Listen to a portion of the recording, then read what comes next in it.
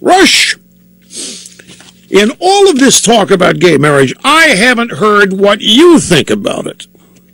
I thought about that. I asked myself, is my position on this really not known? Snurdly, are you curious as to my position on gay marriage?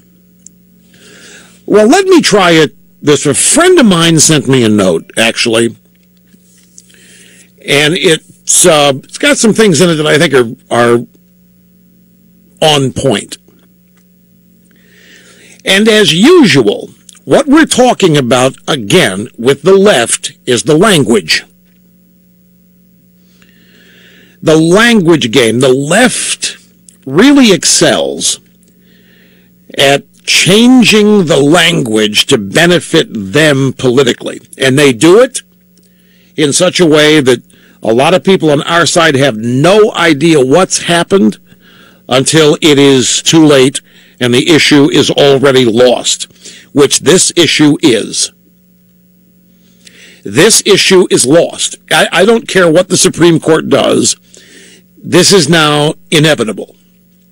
And it's inevitable because we lost the language on this. I mentioned the other day that I've heard people talk about opposite-sex marriage, or you might have heard people say traditional marriage. You might have heard people say hetero marriage.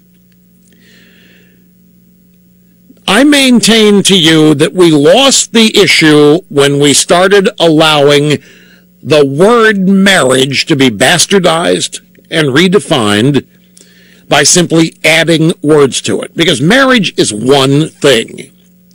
And it was not established on the basis of discrimination. It wasn't established on the basis of denying people anything.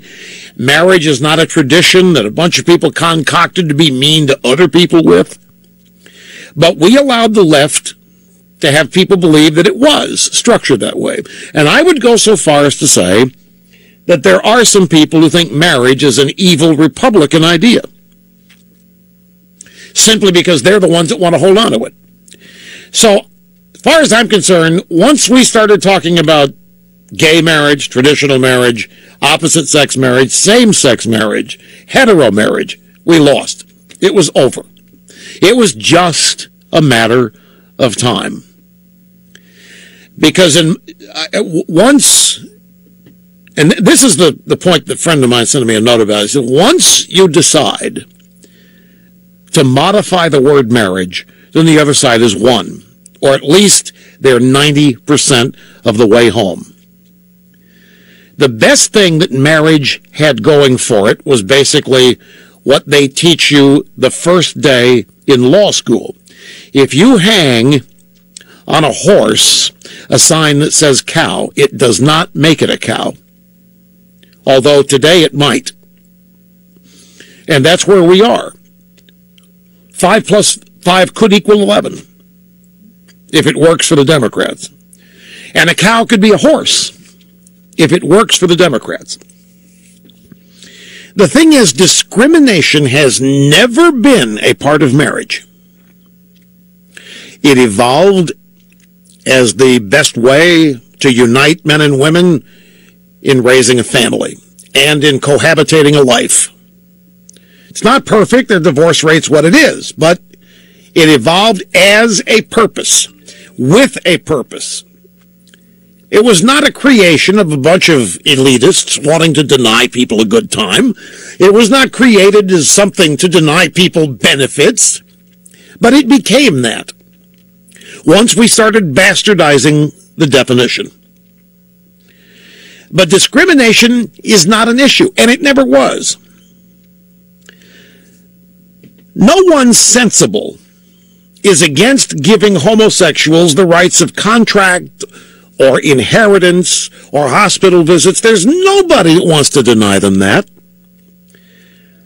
The issue has always been denying them a status that they can't have by definition. And by definition, solely by definition, same-sex people cannot be married. So instead of maintaining that and holding fast to that, we allowed the argument to be made that the definition needed to change on the basis that we're dealing with something discriminatory, bigoted, and all of these mystical things that it's not and never has been.